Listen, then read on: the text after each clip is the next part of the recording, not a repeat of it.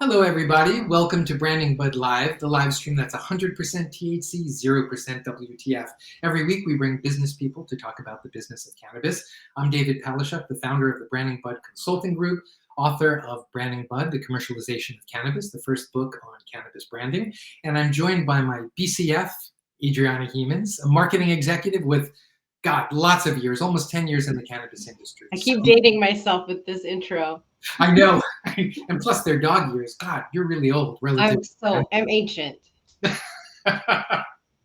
Well, nonetheless, we're here together. We've got a great show, and I'm excited about that. How are you today? I'm doing well, thanks. I'm really excited to talk with the Beard Bros. They do some amazing work with veterans, which is a topic that I've been getting more interested in and learning more about through working at Green Meadows, which does a lot to support veterans. And I wanted to also give a shout out to some people that I see are starting to comment already in the chat and are excited to talk to them as well. And if anyone is here for the first time, this is all about community. So please say hi, introduce yourselves, tell us if you did anything to commemorate summer solstice. That's right, summer solstice. It's summer already. Yeah, longest day of the year was yesterday. That's right. Well, as I said earlier, we've got a great show. We are chatting today with real-life brothers, cannabis activists and cultivators, Bill and Jeff Levers, also known as the Beard Bros. And some of the topics we'll be chatting about today, Adriana, as you just said, what are the most pressing issues for patients and prisoners' rights relative to cannabis? What roles does the black market play in the overall trajectory of the industry? That was a tough one. And how do we best engage with officials and organizations to advocate for cannabis? So I am super excited to chat with them. Yeah, and I want to say hi to Larry. He said, power on Canna family, and thanked us for putting on these chats. Good to see you, Larry, and good to see you again, Michelle. Welcome. Yeah, hi from Boston. Right on. Should we bring out Jeff and Bill? Let's do it. Let's do it. Hey there. Hey, Bill. Hey, Jeff. How are you today? We're doing great. How are you? Doing well, thanks. Doing great. I appreciate you having us on. Of course. Yeah, we're thrilled to have you. Excited to have this conversation. I want to just start off by let people get to know you a little bit. Let's start with Bill. Tell us about yourself and your journey into advocacy. Well, the journey to advocacy started back in the 80s on the East Coast with cultivation of cannabis, which everybody knows was highly illegal on the East Coast in the 80s and 90s. But that's where our beginnings in cannabis started. Fast forward to 2010, we moved to the West Coast with a brief stop in Denver for about a year. And that is kind of where our advocacy really got started, was when we arrived in Southern California. We were looking to make connections in the cannabis industry coming from the East Coast. We ran into people that were doing advocacy. Orange County Normal comes to mind. It's one of the first organizations we got involved with. And through people like Sherry Sicard there, we got involved with veterans advocacy, or prisoner advocacy, through Sherry and people like Stephanie Landa with Freedom Grow. Shortly after that, we got involved with veteran advocacy through people such as Santa Cruz Veterans Alliance and the Weed for Warriors Project that were early on.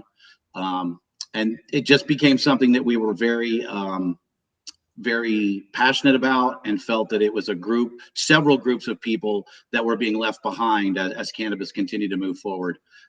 So as we built our brand out in Los Angeles through the teens, it was just something that became part of what we did, advocating for prisoners and veterans, and also promoting it so that other people would come on and help advocate for veterans and prisoners. Wow, that's mighty righteous of you. I think that's a good thing, and certainly a way to meet new people and fight for a similar cause as you moved out to the West Coast. What I asked you actually before the show, outside of veterans' rights and patients' rights and prisoners' rights, you do so much for the industry. You're in some ways, the two of you are anchors in the industry because you've been around for so long. You speak the truth, and most people often don't do that. Would you, tell us a little bit about that? Putting yourself sometimes in tight situations because you speak your mind. Yeah, it's it's kind of always come natural to us. I think Bill and I have a little different perspective on things than a lot of people do. We're able to step outside of our own place within the industry and recognize that there's aspects that we all need to be involved in and we all need to be passionate about. The veterans, the patients, the prisoners is kind of where we've gravitated towards. And I would actually go all the way back to our childhood. Our mom was always involved in Meals on Wheels, on other volunteer organizations. Our dad was always looking to help other groups and do volunteer work. So it was instilled in us early on that you needed to speak up for those that could not speak or were not represented well enough. And I think once we got a platform to do that, we looked to uplift in that scenario. A little bit of it also was necessity. The California licensing situation in the late teens kind of kept us from our path of cultivating, and it was a way to provide value and remain relevant without products going out in the fashion that we had prior to that. And it's kind of morphed into a beast of its own. And we've gathered the reputation that you say as kind of anchors and people that everybody looks to speak on the larger issues within the industry. And it's something we don't take lightly. And it's also what we've realized is as an insider point of view, we have a different reference to stories that may come out than people that are just, for instance, writing about a story. We actually live a lot of these stories, so we have some insider information that we like to pass along. And like Jeff said, the part of getting information out to people came along during the Prop 64 days of California when legalization was coming.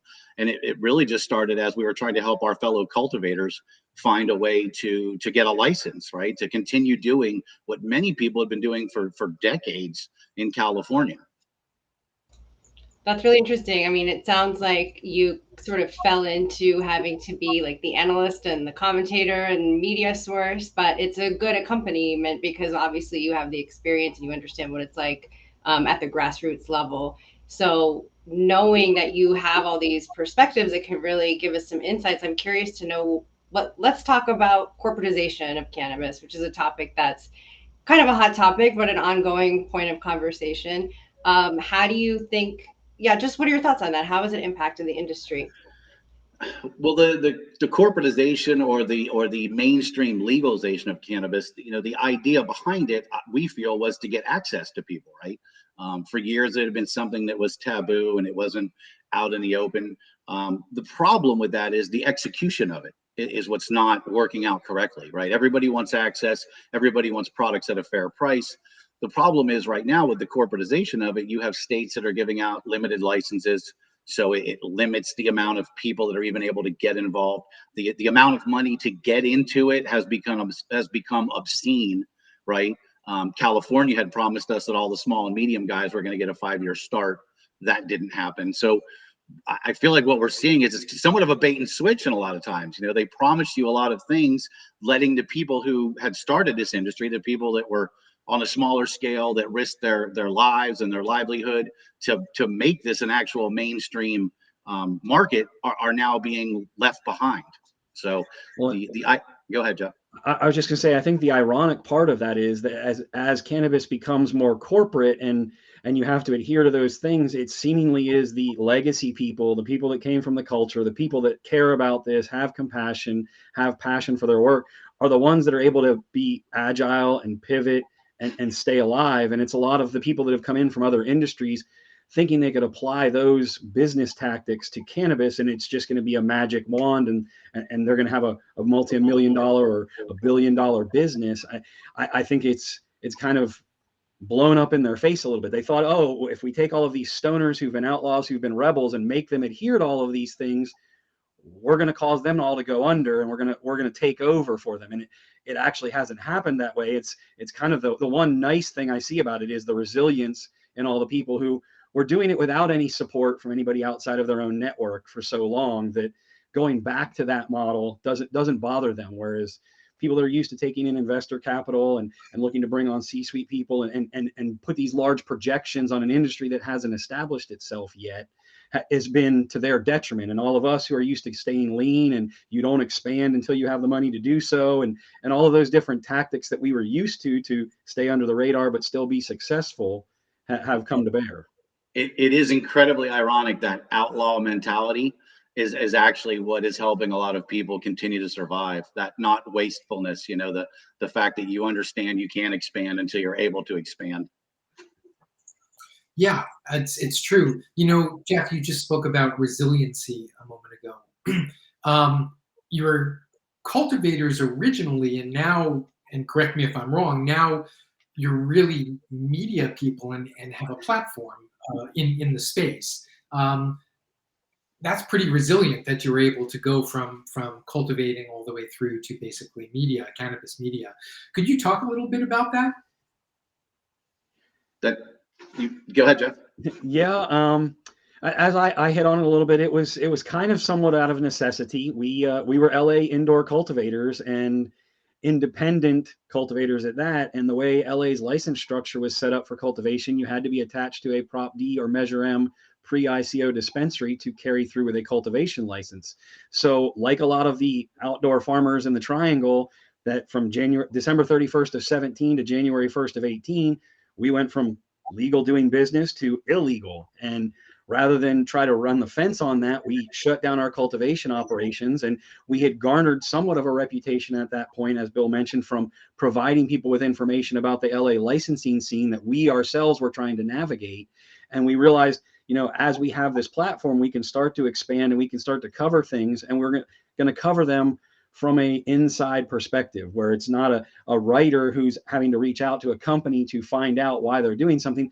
We're doing those same things ourselves day to day in our own business, so we have a different understanding.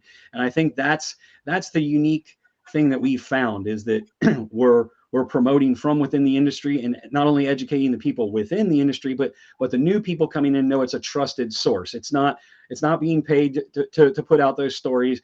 We're actually reporting on what's going on in California, and it's expanded out now into the rest of the U.S. and hopefully soon into the rest of the world. Right. And you hit on that so well. I mean, because I was going to say, how have you leveraged the platform, right? Which you just touched upon.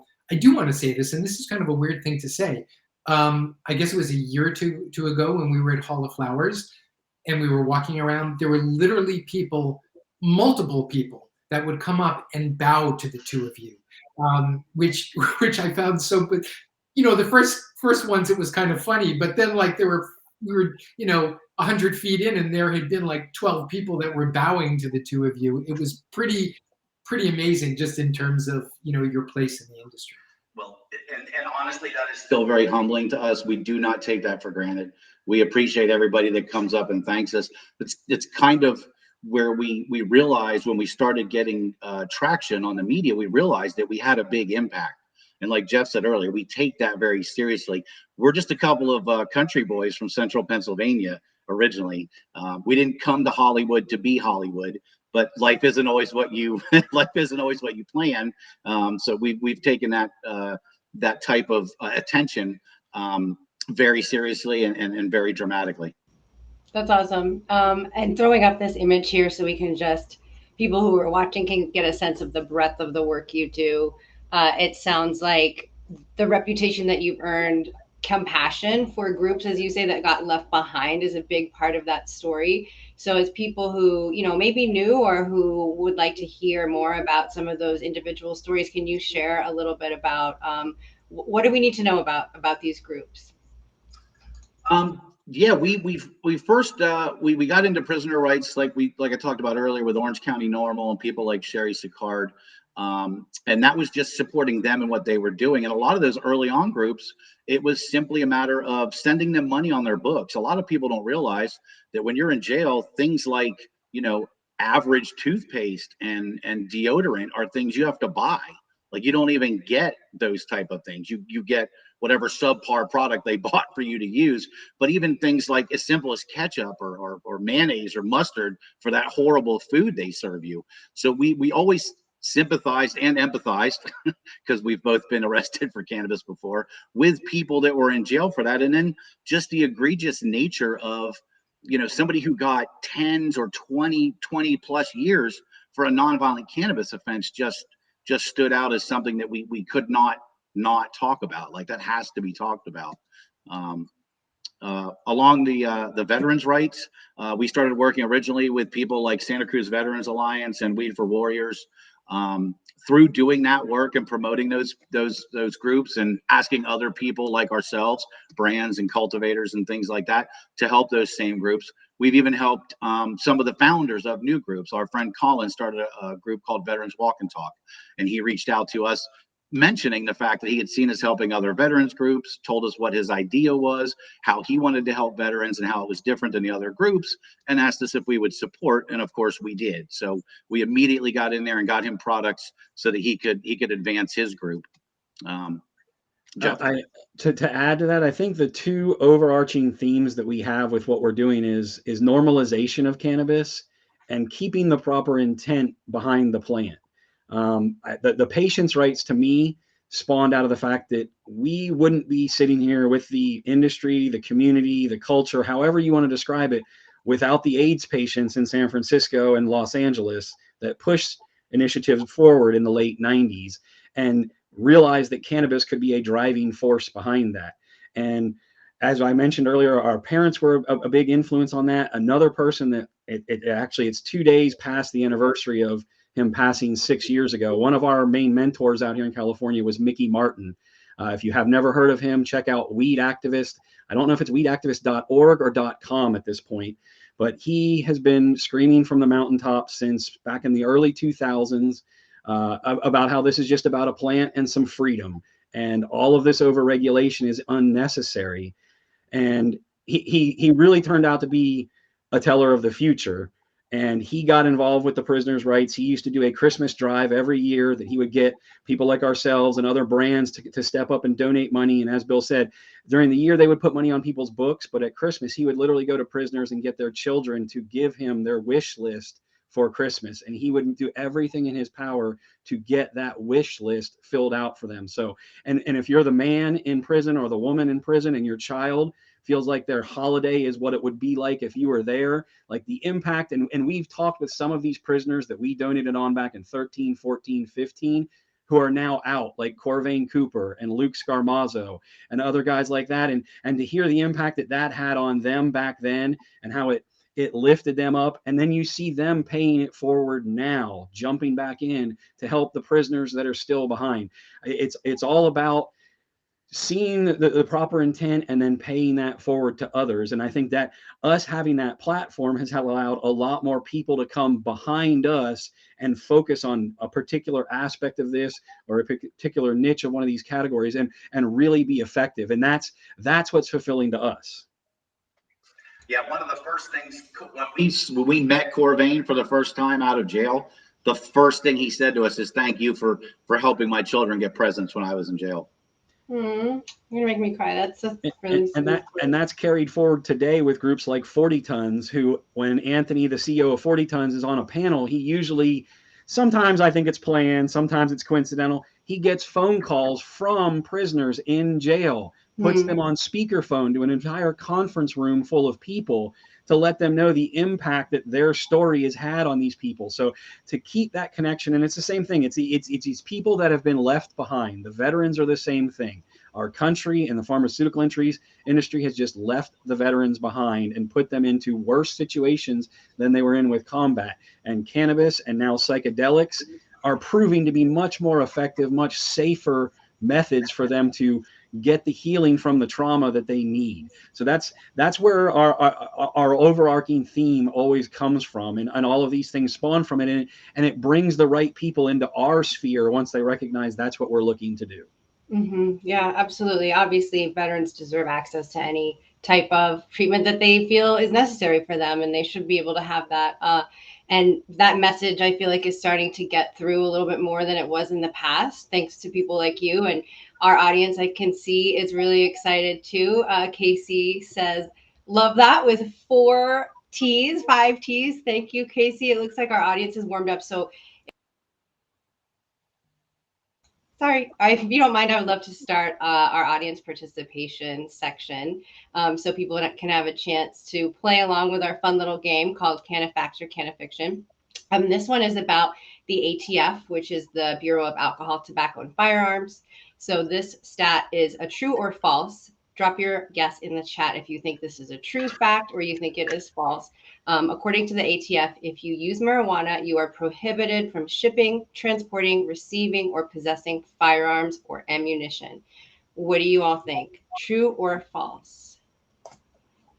And we have a question from Michelle that we can talk about while we are letting our audience think this over. Will P4P ever be restarted? I'm not familiar with that. That's the Parents for Pot group that we were mentioning with Mickey Martin. It was the group he founded that did the Christmas drive. I can't say for sure if Parents for Pot in that form will ever be restarted, but I do know that Freedom Grow, that was partners with Parents for Pot back then, has taken on that Christmas initiative drive and fundraising drive, and they do a lot of similar helping of prisoners with putting money on their books, helping them write letters, helping them get advocacy lawyers to back their claims and to help them try to go for pardons or for clemency. So that I know they're doing a lot of the same work, but the Parents for Pot, I think, had its own unique time, like a lot of things, and kind of ran its course. So it might not be back. Sorry, Michelle. But plenty of other great organizations to support. Yeah, we've got, it's interesting, the response here. We've got one false and two trues. Come on, audience, now it's your chance to shine. Let's see. My first comment on this is it's actually, I believe it's easier to get a gun permit than it is a driver's license. So my first response to this is this just can't be right. You can absolutely get a gun because anybody can get a gun these days. I don't know. Guys, what are your thoughts? Bill? I would say it's kind of a trick question because technically if you already owned a gun and you had a license, they would have no way of knowing that. Where this comes into play, in my opinion, is because it's a federally regulated thing, the guns, and cannabis is still a Schedule I drug, it literally just falls underneath the fact that you would be using an illicit drug while in possession of a firearm. The trick comes into is if you go purchase a new firearm, there is a box you have to check claiming that you are not using illicit drugs. So that's where it comes into play that you could be, if it's proved that you were using cannabis at the time you checked that box, you have hypothetically broken the law. There are some states that have put in regulations to try to protect Second Amendment rights. I think Oklahoma is the one that comes to mind. They actually wrote that into their cannabis policies. Most states just overlook it, and then we just fall back to a federal regulation. Interesting. Jeff, what are your thoughts? Yeah, no, I mean, I have similar thoughts to it and to Bill, and what they really are doing is putting you in the situation of choosing which law do you want to break. Because if you don't feel it should be a Schedule I drug, but it still is, that's a law that you would need to adhere to. But the other one is if you don't check the box, you're now lying on a federal form. And that's the positive is I haven't seen them come after anybody claiming they lied on a federal form and trying to charge them with a federal felony with it. But I know that they could. And I see Michelle just put a comment up about it being a big issue in Florida. And I can't think of her name now, but the agricultural commissioner that's now doing some running for governor has been the one petitioning the Supreme Court for cannabis users to have their Second Amendment rights like everybody else in the country. Well, and we also just saw an example of this, not as cannabis being a Schedule I drug, but with cocaine being a Schedule I drug, right? This is what Hunter Biden was just charged with. Exactly. He checked the box on when buying a gun. He did not check the box that he was using a Schedule I drug at the time, and in fact, he was. Right. Well, so that's interesting. It's very, very timely. It's Bree mentions here too. CANAFAC, firearms and ammunition. At least in Illinois, veterans can't own a gun and a medical license.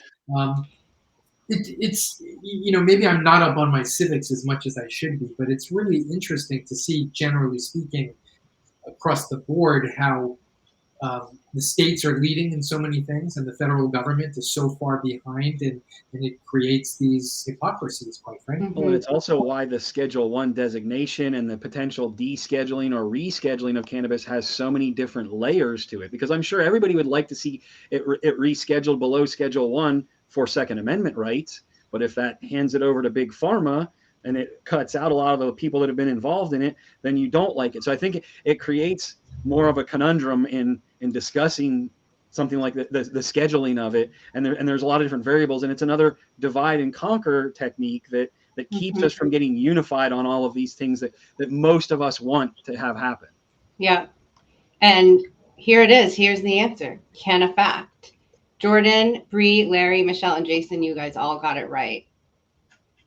Woohoo! And hi, Jordan. And the reality of this comes down to the fact that the federal government has just allowed 47 states to come up with their own cannabis or low THC medical laws.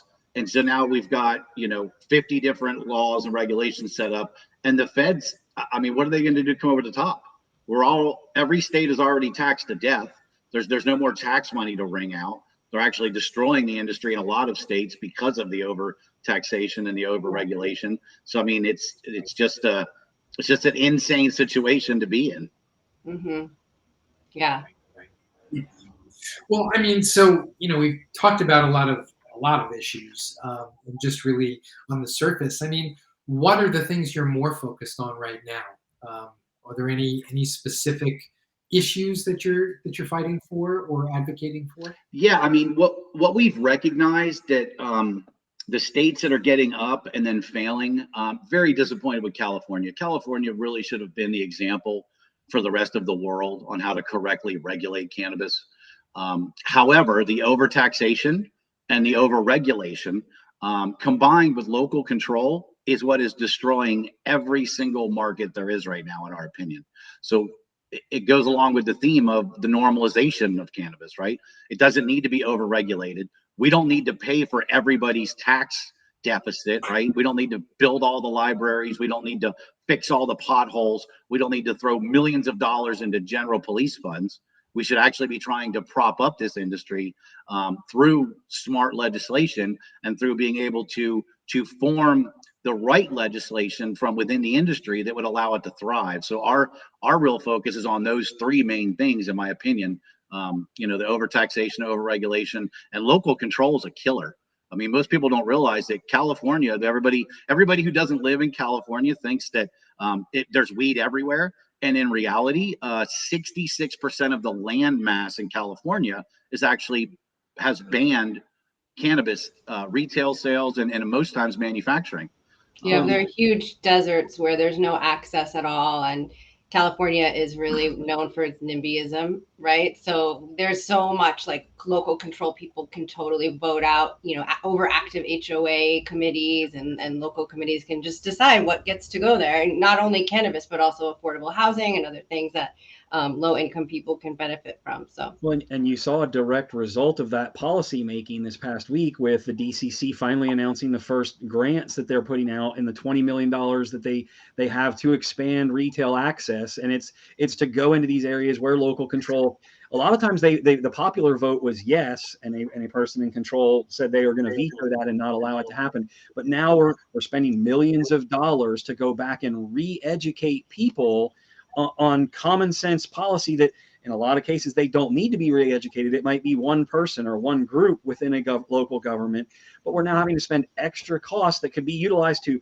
help small farms get their licensing through to annual, a lot of different things that could be used, setting up some type of a collection system within regards to distribution and retail and brands so that we don't have situation like we saw this past week with Herbal going out of business and all the brands that were underneath Herbal that were some pretty prominent brands doing a lot of business that are now kind of scrambling for a backup plan. And it's short-sightedness to begin with because they didn't involve, and I'm not saying Bill and I, but people like ourselves who've been operating in the industry. They allowed politicians to set policy for an industry they didn't understand. Mm-hmm. And then now other states have gone, well, look at what California did. We're going to mimic them. New Jersey took the local control right to New Jersey. And I think it was over 50% of New Jersey cities did the same thing. So it's compounding bad practice, and that's what we hate to see, and what we try to educate people so it doesn't happen. Yeah, sadly, way too common.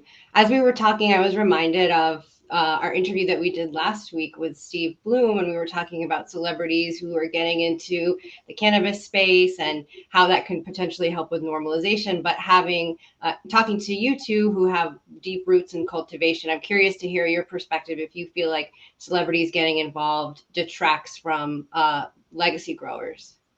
Well, it's great for the normalization, as you just mentioned, because it's going to have people that are fans of those celebs that may not be invested in cannabis or pay attention to it yet. It will draw them to it, but it then becomes the intent behind it. Is it simply a licensing deal of putting the person's name on it for promotional purposes? Or are they, it's like Snoop Dogg with Death Row Cannabis, bringing in a breeder known like AK that's going to provide good genetics and good SOPs and grow good product. And then how are they going to stand behind that product on the backside? And what are they going to do for the culture and the community at large? So I think it comes down to, are they here just to collect a check like they are with some other sponsorship deals or licensing deals they do? Or is this them going, hey, I want this to be a side hustle off from music or athletics or entertainment, and it be another area that I can grow my brand, like you see Ben and Jerry's coming in and bringing the intent that Ben and Jerry's had to their ice cream from the social responsibility angle and bringing that into cannabis. I think that could be fantastic. And you could see other mainstream companies recognize that and go, we need to add that into our social governance plan. Right. Exactly. And those are the things that, well, I mean, Ben and Jerry's is a perfect example, and now he's doing exactly what they did, but in the cannabis space, and he's hiring the right people. He just recently hired Jesse Horton, so he's really hiring Ben and team are hiring the right people. Let's jump into the black market and traditional markets for a moment. Glasshouse Farms is being sued by Catalyst, a California retailer, for selling through burner distros into the black market as well as into other states, both avoiding taxes and underselling and undermining the legal market. What are your thoughts on this? And I know Scott Jennings had asked earlier, like, how do we fix this? And Jeff, you hit upon a couple certain things, but this almost seems to me to be, if true, one of the things where we're hurting ourselves. I mean, the industry is just really hurting itself. Bill, do you want to chat about that? Yeah, I mean, the reality of it is, if these allegations are true, what's happening is they've set up such a restrictive system, like we talked about before, with the overtaxation, the overregulation, the local control, that there's companies out there having to do things that maybe they wouldn't want to do, right? I would kind of, as far as the Glass House one goes, I'm going to throw some blame at them. Let's be realistic about this. If you're a large company, you've taken in tens of millions of dollars, and you're out there promoting yourselves, why would you put a former police officer who's also a partial owner of the company, why would you make him the face? Did that make any sense? Did you think that people in the cannabis industry would flock to somebody who used to lock us up? My answer would be unequivocally no. So you're going to get that pushback, and you've just got people in this industry that I don't care what your situation is. If you are in law enforcement, they will never accept you in cannabis. So many people's lives have been ruined and destroyed from the prohibition of cannabis that's just too ingrained. So I mean, I'm gonna say, maybe if they weren't promoting themselves on the front of magazines with an ex-police officer as the owner, maybe they weren't touting that they're going to grow the most pot, they're going to be the Walmart of weed, they're going to have the lowest price. Maybe if they weren't doing all those things, nobody would know that there was a law enforcement officer on their board and things such as that. And even more so than that, as we hit on briefly earlier, they should not even exist in the form they exist in California right now. Small businesses under 22,000 square feet of canopy was supposed to be the limit for the first 5 years of the industry. If they didn't remove the license cap and allow for license stacking back in late 17 going into 18, they would just be trying to gather capital together right now to come into the California industry. And if they were doing that, I have a feeling they'd look at the industry and go, we don't want to get involved in that state. But what they did is they became the poster child for the opposite end of the spectrum. They got as many licenses as they could. They took in as much investor capital as they could with the goal of putting the price at such a floor that even outdoor small farms in the triangle that are doing things at the lowest possible cost were going to be costed out of the industry. And they did it in a form where it was pervasive, and they were doing it knowingly, and they're touting it. And to talk about the oversupply we have and the lack of access to retail, and then you're going to double your canopy up to 1 million square feet and tout that you could go up to 5.5 million square feet of your canopy. This says nothing about whether they're actually moving their product through legal channels or not legal channels. It's simple supply and demand. And you're looking at a situation in a state with oversupply. The demand is there, but the demand is going outside the system, and you make the decision to go full bore towards that side. So I mean, they're compounding what everybody else is pointing out as the problem. They're making themselves the poster child. And then, as Bill said, having the law enforcement connection and the way they've done things has rubbed a lot of people the wrong way. We had some enemies. Wild. Yeah, some, as said before, Dan said it, hot topic, that's for sure. And there are a lot of others their size. They're just not as vocal and visible as them. So there are other people that went that business model, but understood being a public face and being out there and talking about it as much, you're going to make yourself more of a target for scrutiny. That's true. And I fear Glass House was probably not the best name for their company under the scrutiny they're under right now. So Stones getting thrown. Yeah. Well, that said, let's lighten this up a little bit because we have our audience participation number 2. Let's jump into it. All right. Here we go. This should be an easy one because the other one I thought would have been more difficult. Canafact or Canafiction? Colorado is the first state to legalize adult use cannabis. I'm curious to see what people think. Yeah, this should be an easy one. I feel like our audience will know this one for sure. Yeah, there is a little bit of a trick nature to this one, maybe, potentially. I don't know about that. What do you think, Jeff? Well, I'm trying to let some people answer first because Bill and I do know the answer to this one. Canafact or Canafiction? You have a 50% chance. Come on up and take your shot. That's right. That's right. And in the meantime, I want to call out a couple of people.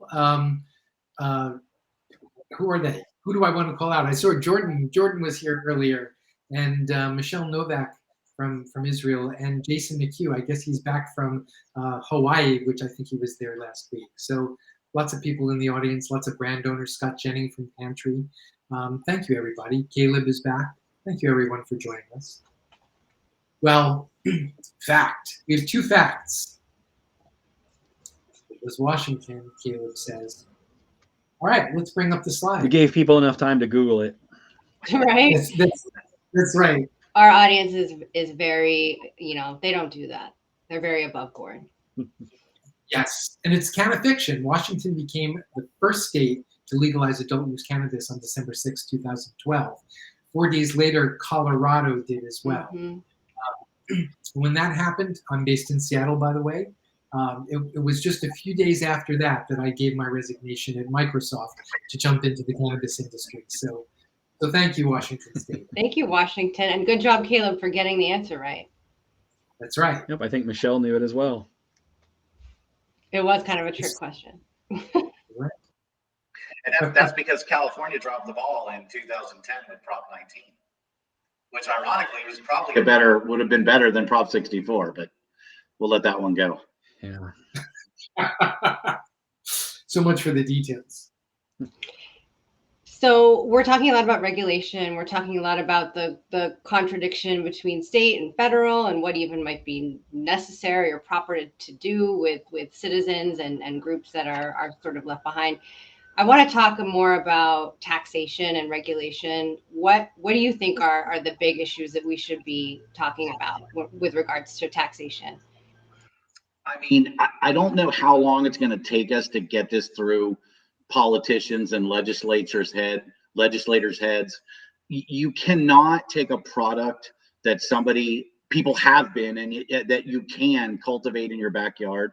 You can't take that and put 30, 40, 50% tax on it and expect people to come get it from a state sanctioned license when they can get it from their friend down the street for half the price. it's like almost like these politicians haven't realized they lost the war on drugs. Like for 40 years, they've been trying to get rid of cannabis. It's still here, even though it's legal. They're not getting rid of it. The only way to really proceed, in my opinion, is to lower the barriers to entry, lower the regulations, and lower the restrictions on people being able to get into it. Otherwise, you're going to continue to have what they would consider an illicit market is just going to flourish. Now, the conspiracy theory would be, well, maybe they want that.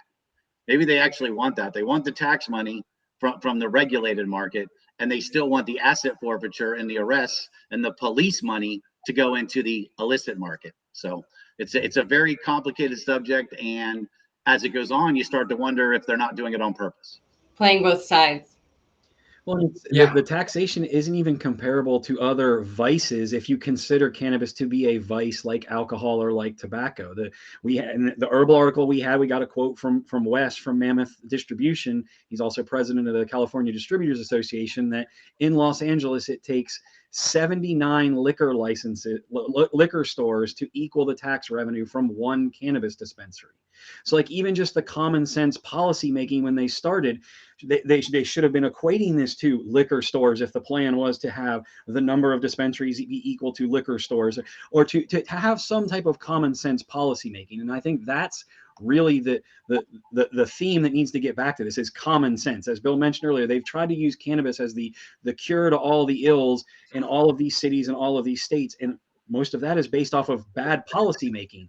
Well, it's a lot of times the same people that did the bad policy making in those cities that's now trying to co-opt the cannabis money to correct their bad decisions, because they're still entrenched in their position within city or local government. So it's just, it comes back to the local level. We've allowed it to get to such a large level that we've forgotten this all was community based. This was all local. This was all, you did this within small networks. And if it goes back to that and we build from that, going common sense, how can we support the Triangle? Common sense, how can we support Los Angeles?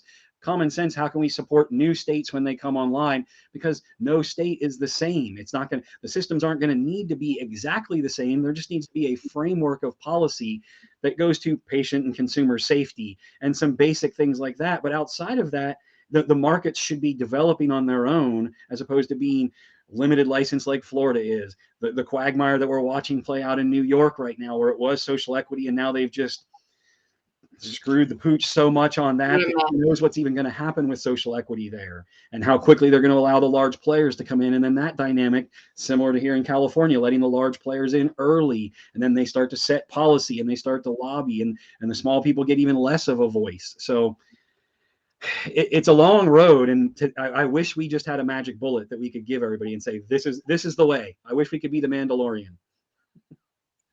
Well, I have to say, I mean, this conversation has been amazing, and you do that. You are the people that two of the many people, I should say, that that give their heart and really are passionate about what you do, and compassionate. It's all about advocacy, and I think you brought out a lot of things which are really important here today that I think everyone in the industry needs to think about, or to rethink about. Bill, I've never really given it much thought in terms of the way you said it, that there are potentially on purpose two industries here, if you will. But lots of food for thought. I wish we had more time to keep on asking you questions, but we've come to the end of our show.